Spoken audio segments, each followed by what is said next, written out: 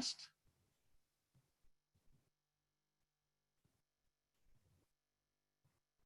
Starting to get some our participants joining us here this afternoon. Appreciate that. I want to welcome, thank everyone as you're starting to log in. Thank you for joining us on today's webinar. We'll get started here in just about a minute or two. And for now, go ahead and locate, if you could, your chat box. It should be at the bottom of your screen. Click on that and tell us where you're logging in from today. Let us know where you are. We'd love to hear from you. So want to just mention, if you're not familiar with the Zoom webinar platform, your camera and microphone and participants, your cameras and microphones are muted. You'll only be able to communicate with our panelists from using the chat box. So just a little different than some Zoom meetings if you're familiar with that. So this is a webinar format. It looks like we're up to about 130 participants. So I'll give folks a few more seconds to log in. Like we've got attendees coming in from all over Kentucky, Florida, different locations around the country, Atlanta, South Carolina. Excellent. So very good. All right. Well, I think we will go ahead and get started. Welcome and thank you for joining us today on our webinar entitled The Uses and Abuses of History During the COVID-19 Pandemic. My name is Jack Gallt. I'm with the University of Kentucky Alumni Association. And today's session is part of the Great Teachers on Great Challenges virtual speaker series. It's co-sponsored by the Alumni Association and by the Provost Center for the Enhancement of Learning and Technology, CELT. Series regularly conducts conversations with UK faculty who have won our Great Teacher Award. That is the oldest continuously given award within for teachers at UK. Again, I encourage you to submit comments and questions in the chat box throughout the webinar.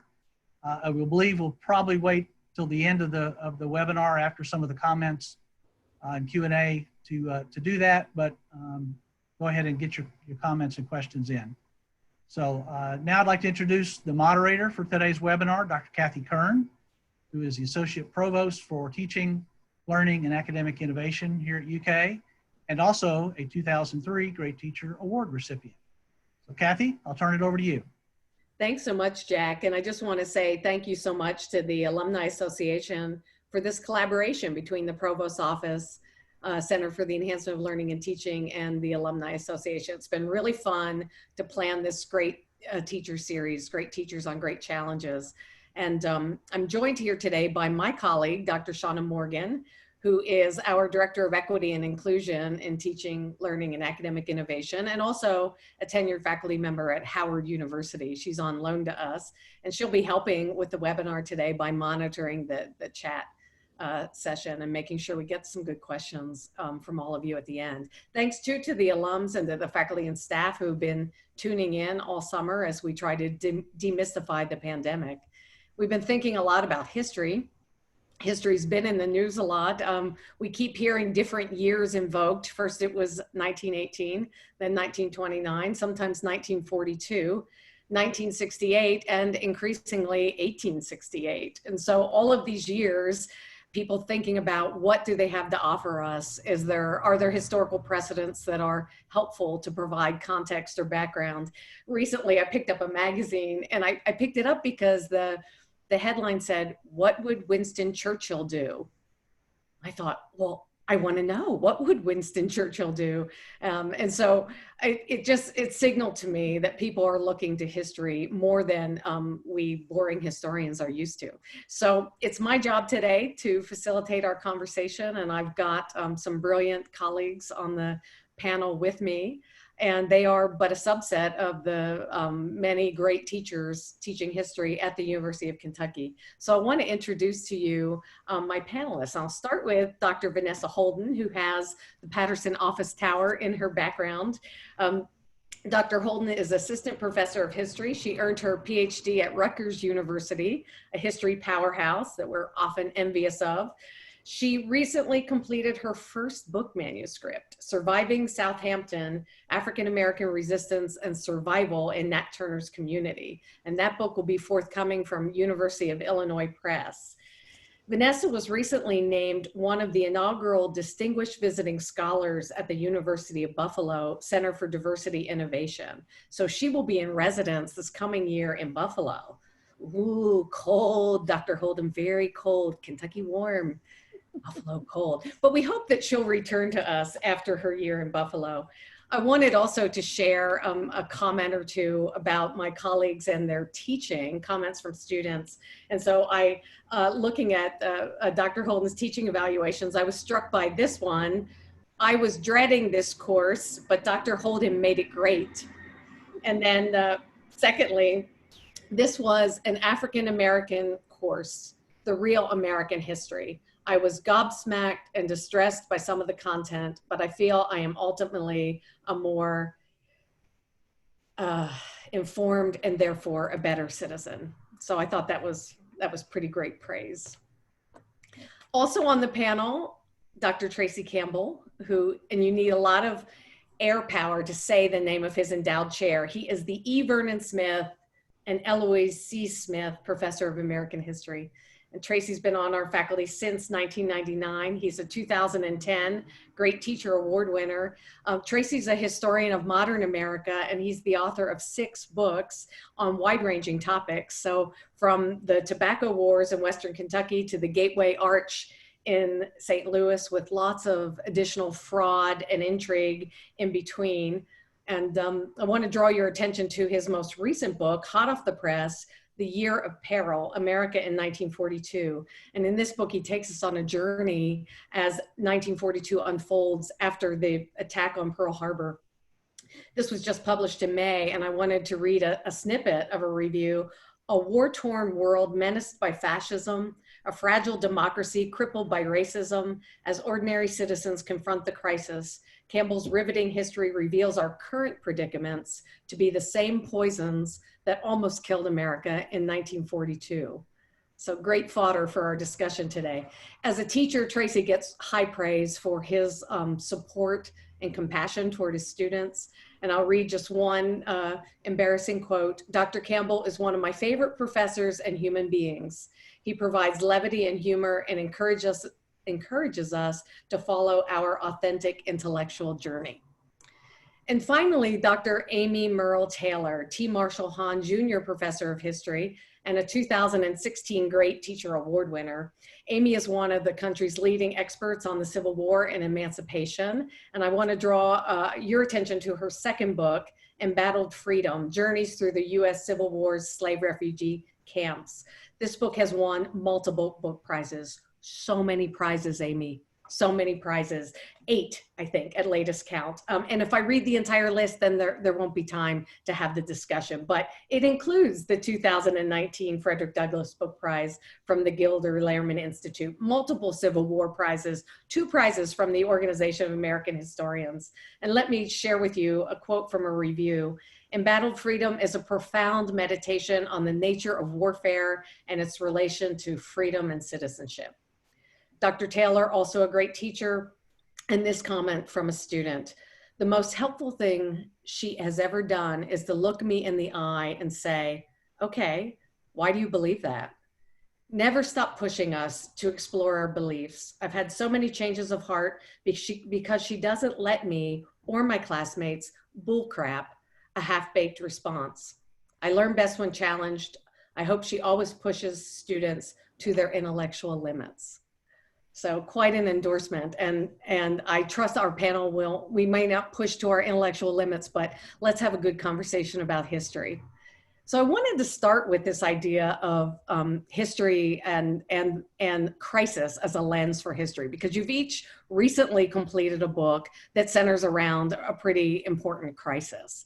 This isn't what people often think we do as historians. You know, there's we have sort of a bad reputation for moving from point A to point B on a timeline and having to be all inclusive and boring, and yet this isn't the way any of you work. So let's start by talking a little bit about our historical practice and how historians organize their questions and their research. Let me start with you, Dr. Holden. Sure. The moment of crisis and community crisis that I look at is the Southampton Rebellion of 1831, which most people know as Nat Turner's Rebellion. It's arguably the most famous American slave rebellion. But the people I look at are really a community of survivors, women and children in Southampton County. I joked with my students as we were all getting ready after spring break to disappear to different corners of the state and the country to try and soldier around through the semester that history was a lot more fun to study than it was to live through. And one of the things that crisis points give us is a key point of historical memory for our historical subjects. That is, the people we study come back to that moment over and over again over the course of their lives. It's beneficial for us as historians because then we get lots of old paper to go look at, because people generate a lot of paper during crises, or actually digital artifacts now. But the other thing that we get is a sense of the way that people see themselves as survivors and their strategies for endurance, which is honestly what I'm most interested in the crisis point that I study. How did people endure? How did people strategize to survive? And of course, survive is both a word for the bereaved, and it's a word for people who actually endure a crisis and come out the other side. So really thinking about both meanings that we have for that word survival. And of course, looking at how other people have managed to survive helps us through a whole list of contemporary situations. Well, I'm happy to jump in there and build a little bit on this idea of how people perceive these moments, and sort of taking a different tack, though, about why we look at crisis. Because I think in general, one of the things we do as historians is we strive to get somewhat beyond what a society says about itself, or particularly those in positions of power who often control a narrative of what a society says about itself. And I think moments of crisis like war, which is what I study, tend to pull back the curtain on a society, sort of pull back some of those dominant myths and narratives that a society tells about itself as they're reckoning with new problems, new stressors, and are forced to confront the limits of their own self-made myths. So I find crisis really interesting for that reason. Another reason, I think historians, one of the things that distinguishes us as a discipline is we are interested in change over time. You know, how have our politics, our culture, our society, how has it changed and why? And I think moments of crisis are crucibles of change, and the people we study understand this. And just for one example, in the second book, the book I just wrote, In Battle of Freedom, I write about enslaved people who seized the moment of crisis as war breaks out in the South, destabilizes Southern plantations, weakens the power of enslavers, and they start fleeing. And this is a large-scale grassroots movement that ultimately does tear down slavery. In fact, it's Abraham Lincoln who reacts and responds to their movement. So, you know, I think they stepped into a moment of crisis to bring about radical change, which is not to say that the change was then a story of linear progress, anything like that. As I think my colleagues would agree, that's not really the story of history usually. But I think these are interesting moments when we're trying to understand where change comes from. I had no plan on writing about crisis till 2008. I was at a holiday event, and I was talking to someone, and right then the financial crisis was unfolding. And I remember talking to someone who's usually very jovial, very happy. And I said, "So what do you think you're going to do this holiday?" He goes, "I don't care. I just want the world to be saved." And everybody in the room felt this kind of, nagging anxiety And quite frankly, as a way to cope with that, I thought, what can I add to this as a historian? Because these moments pop up in which you wipe the slate clean, you think what's possible, moments of crisis expose, they reveal. You see who you want in that bunker with you, you see who heads for the hills and don't show up until things get back to the way they like it. And quite frankly, you see what works. You think as you're heading down to the storm cellar, what are the things I'm going to take with me? And why? And did they work? And if that's the case, then maybe when things get better, we need to get more of that and not worry about the things that we weren't even thinking about. And so it was a kind of a coping mechanism for me to really think about, as a historian, what are those moments? And for the 20th century, there was nothing quite like Pearl Harbor. And so I just thought, wonder what's happening back then. How did people react to this trauma, this anxiety that they all felt? And I was hoping that it might help me shed light on a future crisis that would come out that I did not have any idea would be happening just about, a week after the book came out. So that was where I was coming from. I think it's an interesting question even to ask the people who are attending here, because as historians, we don't always follow our audience's interests, but at the same time, I think we've all know students love to take courses about war. The bookstore sections of history, war dominates. Why are we so drawn as a culture to crisis when we're thinking about history? I mean, that's a bigger question, and I don't know if I have the answer to it. One exercise that I do with my students sometimes is actually ask them to draw history. And a lot of students come to the classroom with the idea that the way to draw history is in a straight line.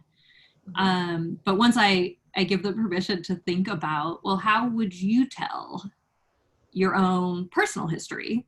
Suddenly the line turns into a web, or maybe a circle with lines coming off of it, or maybe waves, and I think that if you think through, well, how would I draw a representation of how the story unfolds, you find that a line doesn't really cut it. I think that, I've had a number of students represent history as like a series of explosions where all these things come flying out.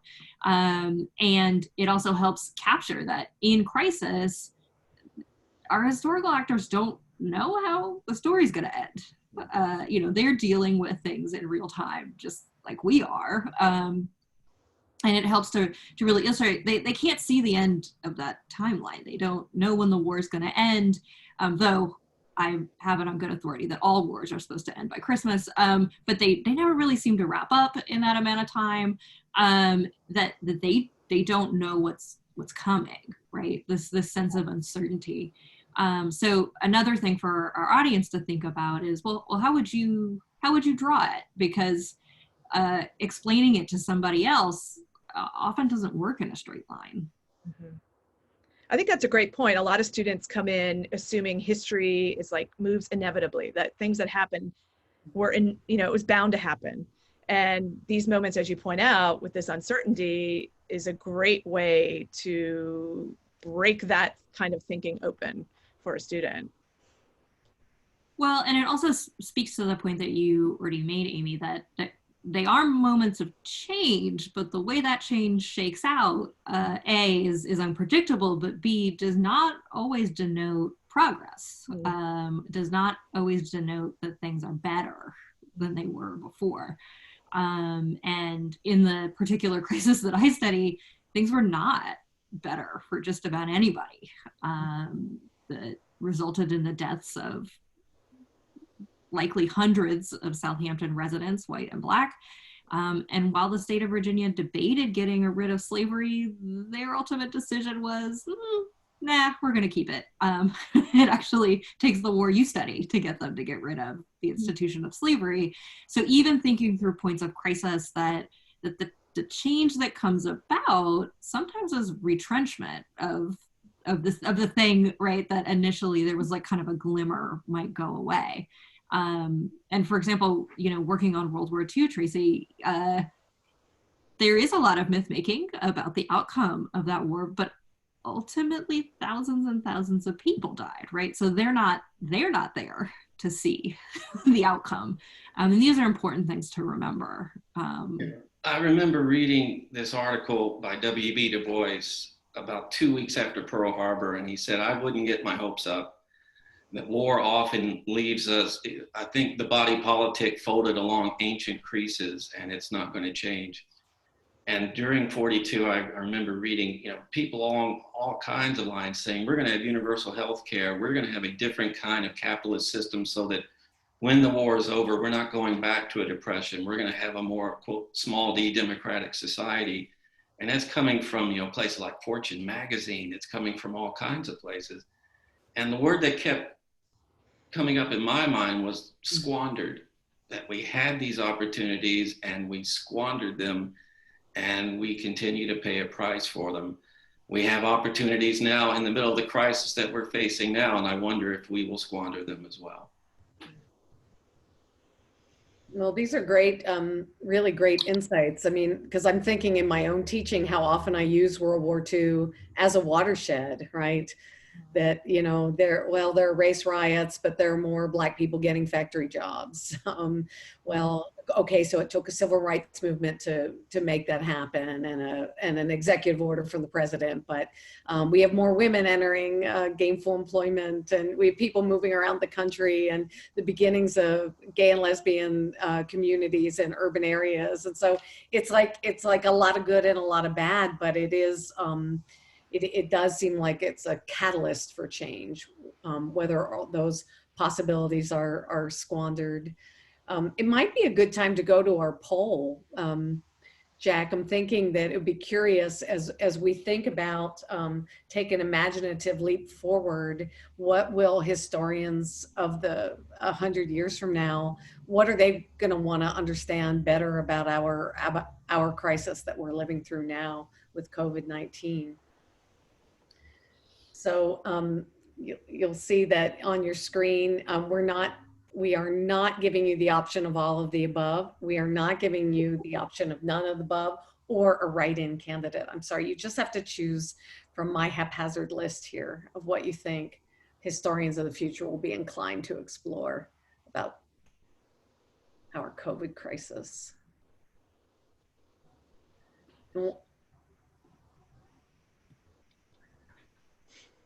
Hosts and panelists can't vote. I just tried to vote.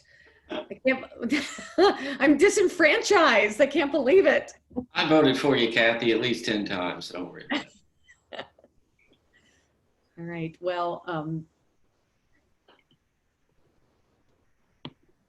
Jack, how long does it take for us to find out the answer? Well, we're still got a few more coming in, so let me give. Okay. All right. 125. About 80% of the panelists or attendees have voted. So okay, well, and it's 5 more seconds. It's a much more quick result than the last primary and the mail-in. So we have to be.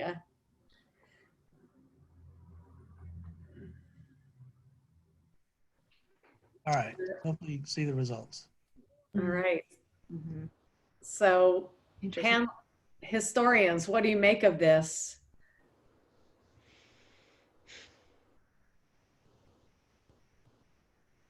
We've got a clear winner with the convergence of the pandemic and the Black Lives Matter. Seems like the text got cut off there, but that's what the full question said, the convergence of the pandemic and Black Lives Matter. So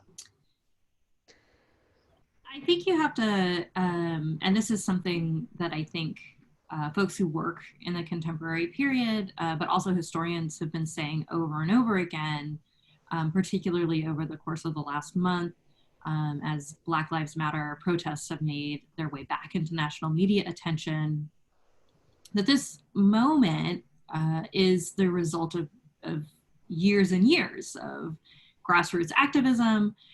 It's this moment with the pandemic.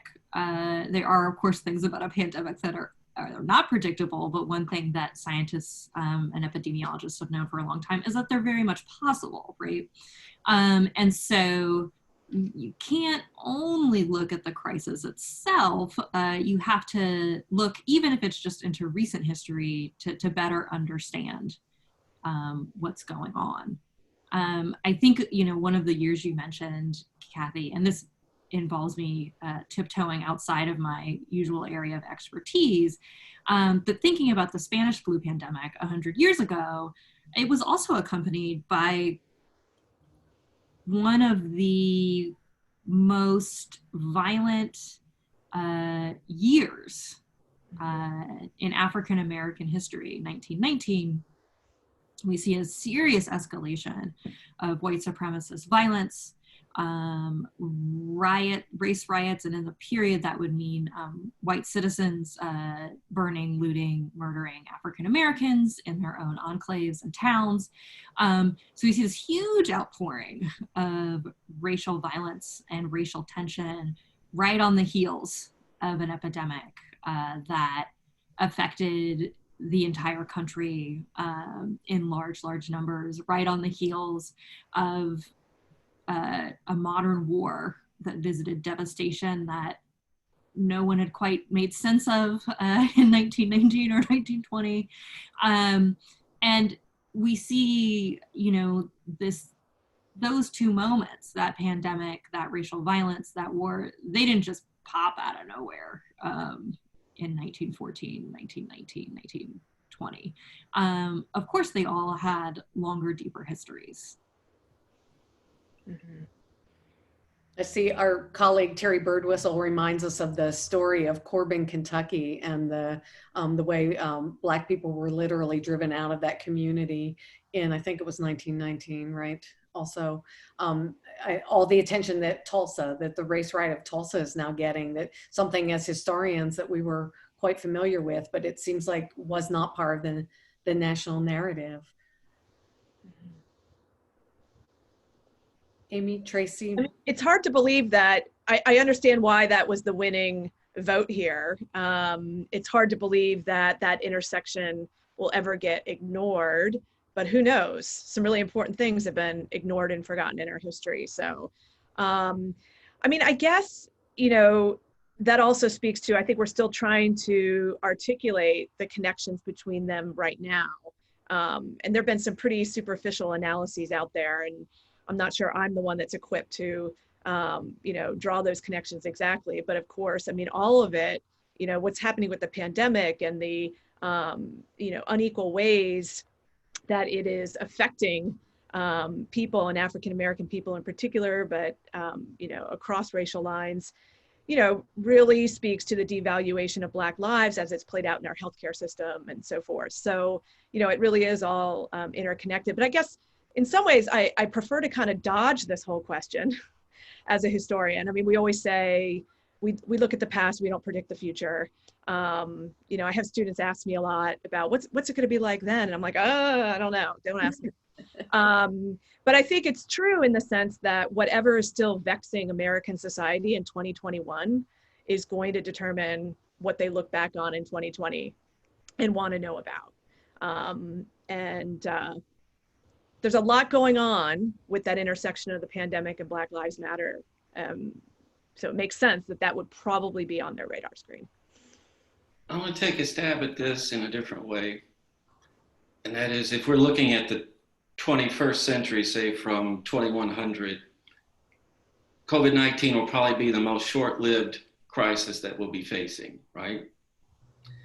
And it's a racial crisis, it's a health crisis, environmental, it's a political one.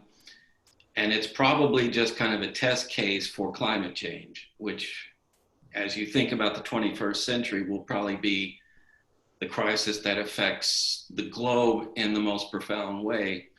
I think we'll be wondering, did we learn any lessons from COVID-19? Did we think about something bigger than ourselves? Did we think that we can't solve this from an individual or a state level, as we're seeing? The evidence is pretty clear that it's got to be done in a bigger, more concerted, clear way. And I'm wondering if we will be able to come out of the COVID-19 thinking, well, we learned some mistakes from that, we're not going to repeat again. Mm-hmm. Well, definitely this theme that recurs through American history about the conflict between the states, state power and federal power. We have another opportunity yet again to analyze that in our current crisis, right? And we've looked to our governors in many cases. We've seen the competition between states, the way in which power gets distributed in this crisis is another theme that, you know, that I have studied as a historian of voting rights, right? That there's both a federal story and a lot of local state stories, all that converge together over this way we've organized our democracy. Mm-hmm. So maybe I'll take us to our next question, which is one about the place of nostalgia in history. And I think that all of you write on topics that people have very strong emotional investments in. In some cases, that investment is nostalgia for the greatest generation or for the Civil War. And in some cases, it's emotional investment. I don't want to think about anyone who's being nostalgic about slavery, but that is a part of the landscape that we have to navigate as scholars, as historians, that our audiences and sometimes our students are disappointed in us. Right? We burst the bubble. Things were not as great as people thought they were. Things did not increasingly get better, and there weren't more and more freedoms. Sometimes freedoms get taken away, et cetera. Some of the things that you all have touched on. So how have you in your work, either as a scholar or a teacher, tried to push against nostalgia or tried to get people to embrace a more complex past than nostalgia might permit? Well, I would say that it's not just a part of the landscape. It's pretty much ever present and shapes entirely how I teach and write when you're dealing with the Civil War.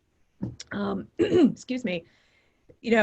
Whether it's a public audience or students coming into the classroom, they're all bringing in some kind of, it's nostalgia sometimes, but it's certainly myth.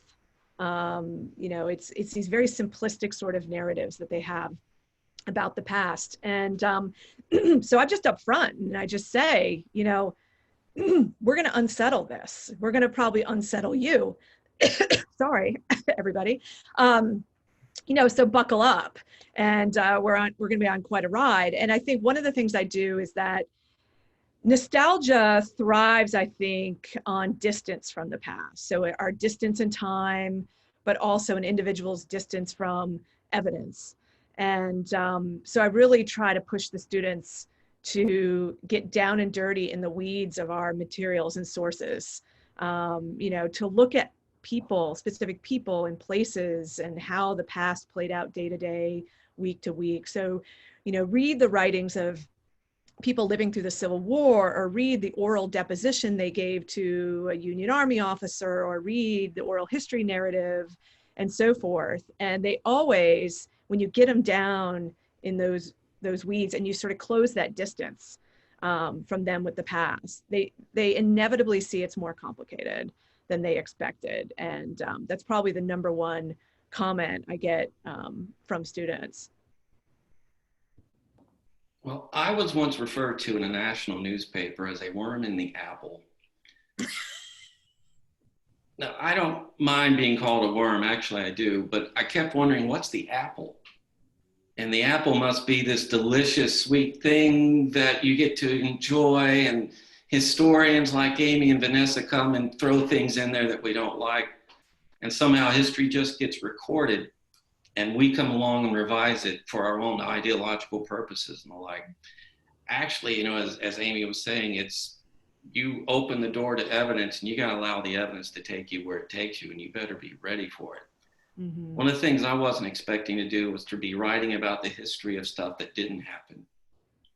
But in 1942, misinformation, fake news, just vile rumors were everywhere, so much so that the federal government tried to stop it by asking, barbers and taxi drivers listen in on what people are saying, report back, and therefore we can educate the public better. They soon found out that the more you try to tamp down misinformation, the more it grows. And so that's why it's kind of led to me teaching this course about misinformation, which during the COVID-19 outbreak was one of the most interesting things I've ever done. But it was, when we started off the course, it was misinformation is something other people do. We sure don't do it ourselves. And it's when you see that we're participating in on our own CL, that our family is, that, you know, probably the best thing that happened to me all semester was one student said, I quit looking at my Facebook because I kept asking people, where are you finding this? And they wouldn't respond, and she'd had enough of it. Mm-hmm. I really like this idea of trying to shrink the distance between people and sources. Yeah. And that's a great technique that we can do as teachers, right? Because it takes time, and you know, just a standalone source is not going to do it, right? It's the accumulation of evidence and trying to weigh evidence that's conflicting, and that's where the analytical role of the historian is. But ultimately, you know, we are a discipline that's been, for better or for worse, I think for better, but we're saddled with narrative, right? So we can't just throw the sources back at everybody and say, well, you read this stuff and then you'll see what we're talking about, right? We have to take people along on that journey. So I guess I'd be interested in your thoughts about that, or Vanessa, if you want to weigh in on this idea of shrinking the distance between our current readers and the evidence as a. Sure. You know, I was thinking about your question about nostalgia, and this fits in as well. You know, you said, well, I don't really want to think about people who are nostalgic for slavery. And there are people who are explicitly nostalgic for slavery and for the period of Atlantic slavery in the US. But there are also ways that nostalgia for the antebellum era in particular, but also the colonial period in this country, are sort of built in ways that can seem benign or even subtle. So the proliferation of subdivisions that are, you know, named, you know, I don't know, Berkeley Plantation, right? Calling things plantation style decorations. Using the term colonial in this country often means a style of architecture. Mm-hmm. But if you speak to folks elsewhere in the world, in the global community, using the word colonial is a very specific economic and social hierarchical system built to extract labor and resources for the benefit of a home country off somewhere. So there are many ways that nostalgia for that era is the inheritance of the late 19th, early 20th century bid to reunite the country, right? Find a history we can all be happy with together and move forward. Of course, the moving forward meant not including African Americans who formerly enslaved people were very clear about how they felt about their time in enslavement, or First Nations people, Native American people, they're not in there. There are lots of streets named after Indigenous people or Indigenous names. For example, our state's name, Kentucky, is not a word in English, right? But the kind of hearkening back, right, without actually explicitly saying this is what we're trying to be nostalgic about. We also often learn our history from public history sites, and there's a huge movement to change the way that sites interpret American history with an eye towards incorporating all the things historians have dug up. But often we experience these sites as a field trip, right? A break from a classroom, a fun trip away, right? And it's not that students shouldn't visit former plantations. There's a lot to be learned there. It's more that, what exactly are you learning if you spend more time with the butter churn than the fact that it was enslaved hands who produced the butter for the entire farm community? Bridging that distance between people in the past is decidedly uncomfortable because everybody's got some view of the past that formed somewhere, a documentary, a movie, a family story. Oh, yeah. And challenging a family story, right? It's not just saying, oh, you're going to get uncomfortable with this. It's like, well, now you've actually got to face family members who told you this story. And that's a different ask from historians than just saying, challenging a book you were forced to read in 5th grade or something like that. And I often actually ask students and audiences who I speak to lean into that discomfort. I study and teach about American slavery. I'm often presenting information that people have never heard before. Most people know slavery was bad, but are a little sketchy on the details. And instead of doing that thing that sometimes we want to do where we shut down or we deny or say that can't be true, or if it is true, nobody related to me was a part of it. Instead of shutting down, it's a good point to actually acknowledge, wow, this is hard. I don't like this. I feel kind of weird about this. I'm uncomfortable, because you're actually just acknowledging that you're human. If you hear about the transatlantic slave trade and you're just like fine with it, you have no response, that's the problem. That would be a problem. But having an actual uncomfortable moment just means that you're actually starting to bridge that distance. You're actually starting to think about a historical moment, not as a picture of somebody in a funny hat with buckle shoes, or a big hoop skirt, but as a human and as human experience. And so uncomfortable as it may be to kind of think, oh, wow. Yeah. Why are we naming this subdivision after a plantation? That is a problem. Saying, hey, actually, you know what? This is actually a moment where I'm actually becoming a better human. leaning into that. Yeah, I really appreciate that. And especially your point about basically how personal this process can be for many people, when their family is implicated in some way. And it just reminds me of people, or actually one email in particular that a group of us in the department got recently from a man who, a white man, he's living, I guess, now in Texas, but originally family's from Kentucky, and the family story was about how, at the end of the Civil War, their white ancestor divided up all the land and gave it to the former slaves. And so it was this nice, neat and tidy, benevolent story of how their family dealt with the end of slavery. And this moment, what we're dealing with right now, okay, and the murders of George Floyd and everything got him thinking like, maybe this story isn't true. I need to dig into this. And so he's hired one of our graduate students to spend the summer digging as much as they can with everything closed right now to try to understand or to really, confront his own family mythology.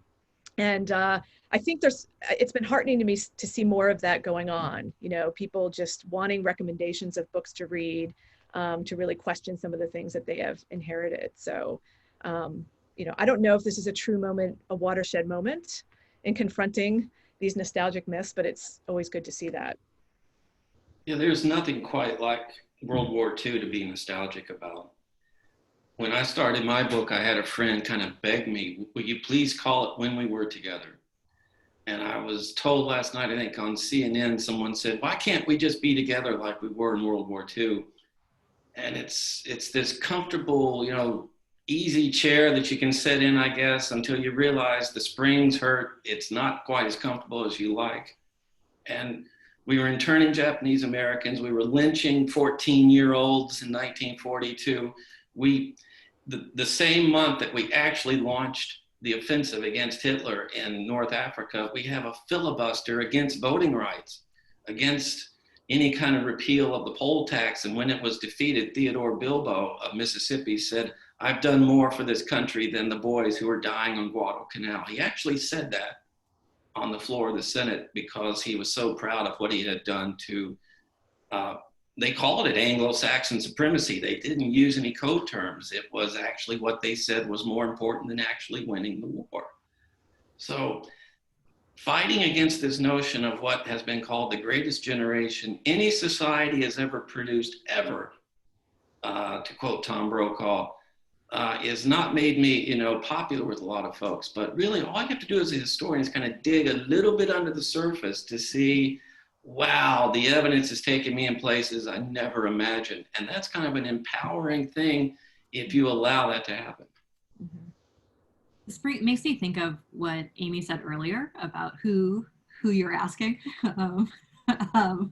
Who you're asking. There's a story about visiting the state archive from another historian that I know that, while at the archive, there was a woman in special collections who desperately wanted certain newspapers from 1865. And there was a lot of back and forth, and the archivist finally said, "Ma'am, 1865 was a bad year." And the historian said behind them, "Well, that depends on who you ask." Right? And yeah, there are certain citizens of Richmond that definitely did see 1865 as a horrible year. And there are a lot of Virginians who were really happy to see 1865 and what 1865 had to bring. And hearing you talk about the greatest generation, my grandfather was a member of that generation, and he turned 18 just in time to be drafted into the Army. And while it is true that he was still in the service at the time of integration, his story about integrating the military, one of these sort of great touted outcomes of that particular conflict, is not the neat story of Truman just one day signing an order. What he was handed and what he went through along with other Black service members. And again, my grandfather dedicated his life to serving this country. Doesn't line up neatly with, and then we defeated fascism and there was amazing progress and everything was fine. I often encourage students in opening exercises in my class to begin to share their stories that they're bringing to class, because often students will have stories about the very same event that are very different. And just taking a moment to look around and say, like, oh, this is personal for everybody in this room. Right? The Black people in this room have grandparents who fought in that war too. But the stories they have about that time period are not the stories I have. And that, again, bridging that distance, like you were saying, Amy and Kathi, becomes very important to just build scholarly community. How can we talk about, how can we have a good faith conversation about what we end up seeing in these sources? Well, and one of the things that I think we can point to is that the commitments and priorities of the field of history have shifted, right? So that we're not just invested in telling the story of the nation state and a holistic story of the nation state, right? But we have a kind of multivocal past, and we try to resurrect that. We try to get students interested in that. Whose story is this? Who's left out of this story? Social history, Black history, women's history, all of those fields have helped us to really, I don't think, we're ever going to go back to, to not wanting to understand that 1865 means a very different thing depending who you are, right? I did have another question, but I'm also worried about our time and that we want to give our folks who have been so kind to join us a chance to ask questions. So Dr. Morgan, can I pull you up and hear what's been happening in the chat? Sure, we've had riveting questions come up, lots of really thoughtful things. And so I'll start off with a few. Greg Drake asked very early on, was responding to the point about opportunities in the current crisis, and opportunities where we can, sort of look back on history and help us understand the current moment to see what the opportunities are. And so he was curious about what the panelists thought about those opportunities. What exactly are you thinking about in terms of, how this moment and our look on history, offer us the opportunity to think about what opportunities exist for moving forward? Hey, I'll jump in. 1942 offered chances to think about healthcare. I mean, because the fact that there were so many restrictions on wages, the only way employers could attract people was to say, we'll give you health care. So it kind of started back then. But there was a lot of discussion about we need something that's more democratic, that takes care of everyone. What do we do with people who don't have a job? Should there be some kind of a program? I mean, 6 months ago, if we had talked about some kind of basic guaranteed minimum income, that would have been laughed away as we don't have money for that. Now we're starting to think, what can we do to keep people together in times of crisis? So whether it's economic or healthcare, or certainly when we're talking about Black Lives Matter, this is an opportunity where it seems it didn't exist maybe 6 months ago to actually bring this to the surface. Whether we will actually follow through on that. I think the election finished second in that poll, if I'm not mistaken, Kathy. I think it finished second, but there's a lot riding on the election to see where we're headed. So those are the kind of opportunities, and I'm sure there are many more creative ones out there.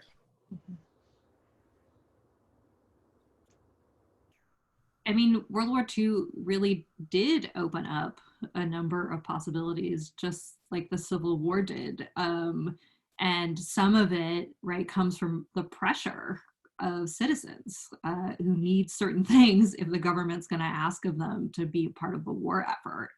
And in the case of the Civil War, African Americans may not have had the franchise, but they certainly voted with their feet and forced the hand of people to actually really consider, would this war be a war over slavery? And in my case, it's sure Nat Turner's actions did not end slavery in Virginia, but it did take up the majority of a Virginia legislative session, going back and forth about, well, should we do something that actually undercuts this entire system? I think sometimes in these moments of crisis, we see the voices of people saying, well, talking about changes is way too difficult. Or we can't change how people feel overnight, or we can't force big changes. And anecdotally, especially out there to our audience, if you know a young person and you ever tried to explain segregation to them, you've probably been met with a blank stare. Every time I've tried to explain this to someone under the age of 10, you really have to go back over water fountains, and they don't understand how this made any sense to have separate bathrooms, and they don't get it why you can't sit next to each other in a theater.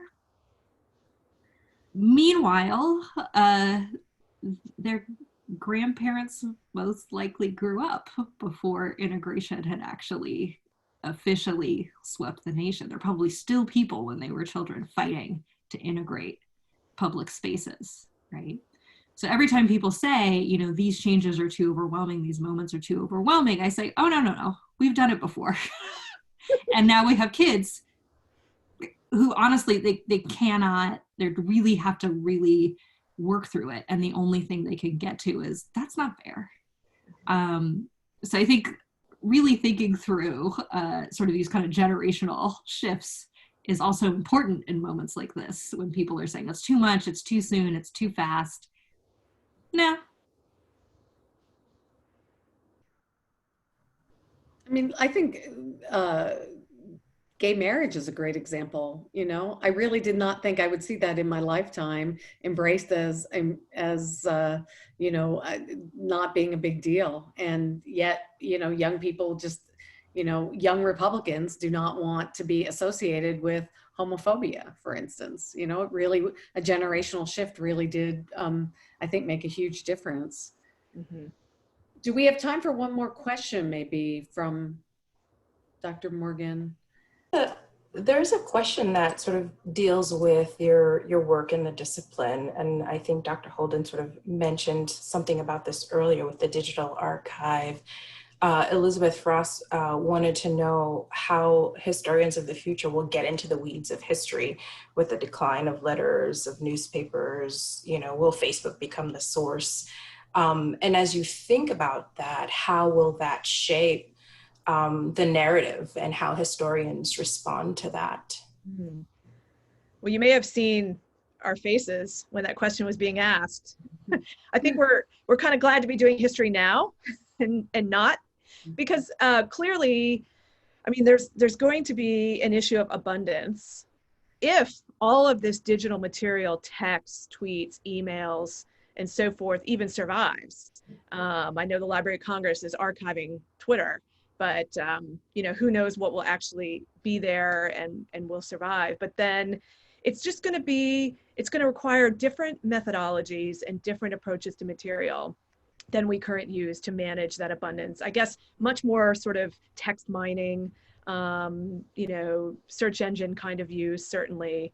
But, you know, I think it's going to be, it's hard for me to imagine, actually.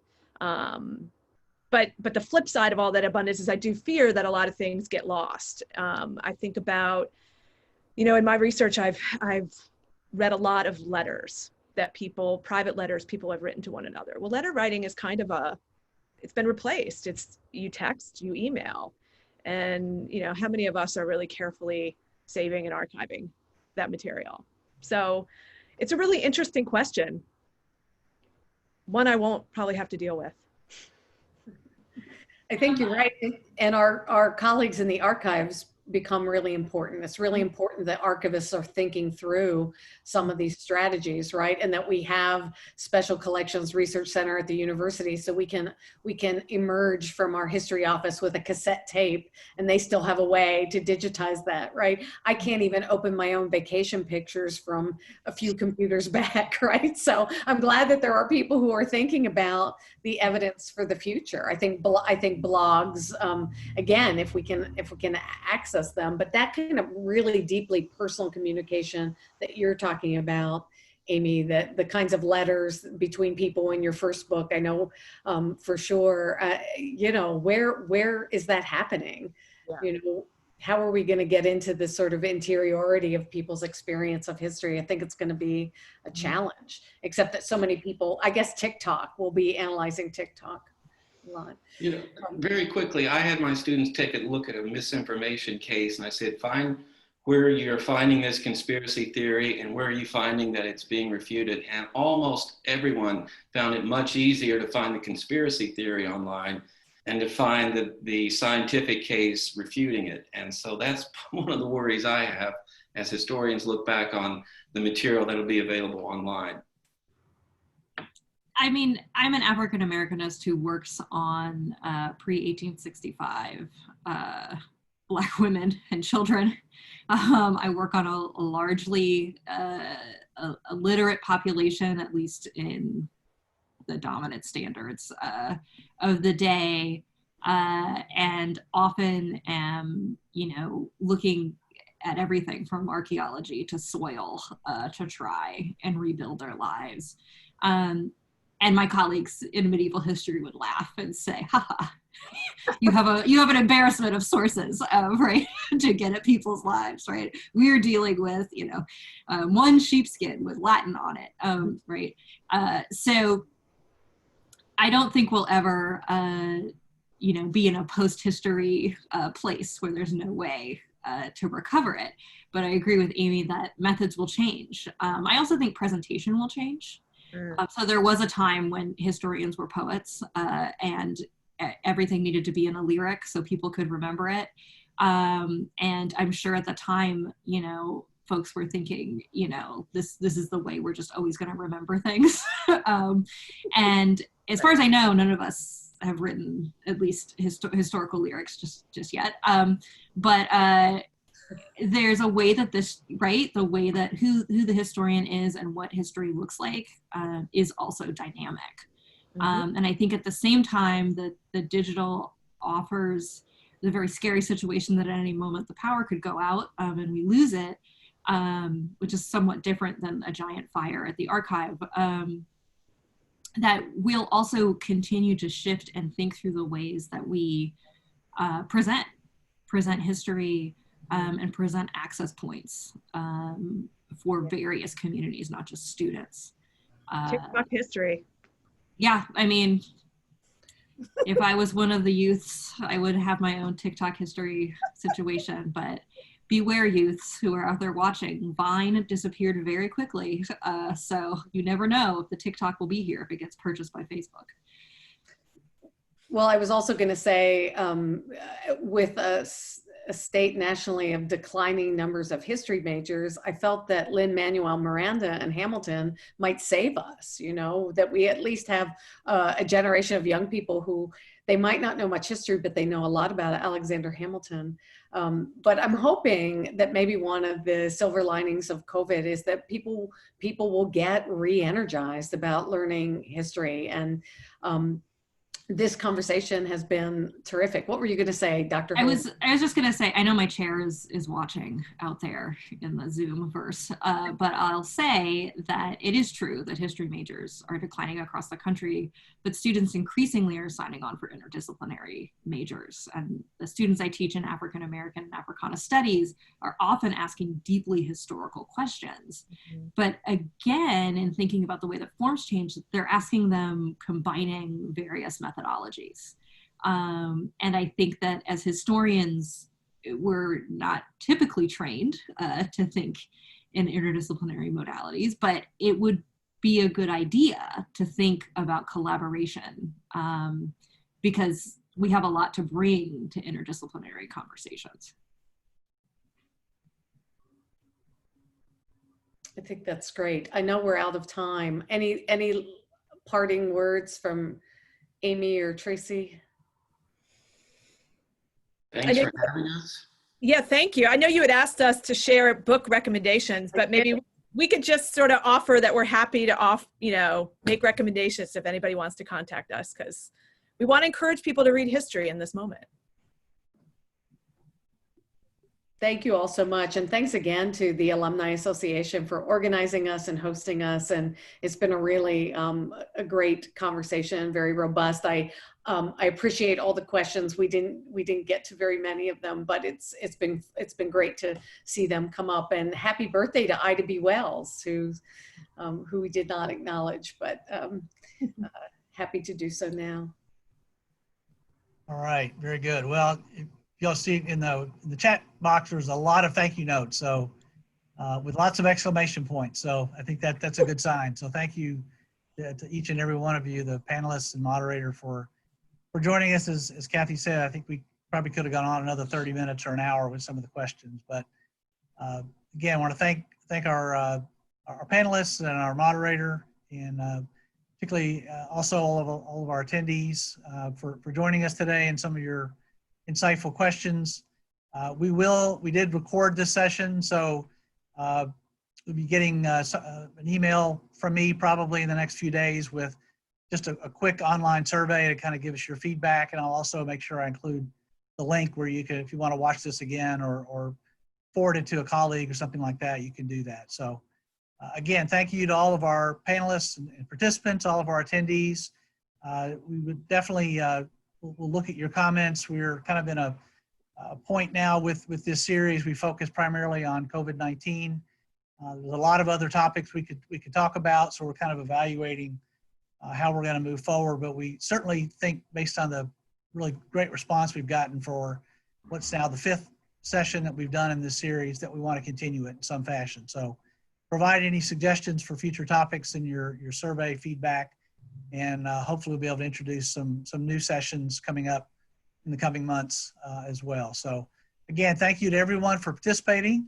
And with that, we'll go ahead and close out the webinar, and hope everyone has a great evening. Thank you so much.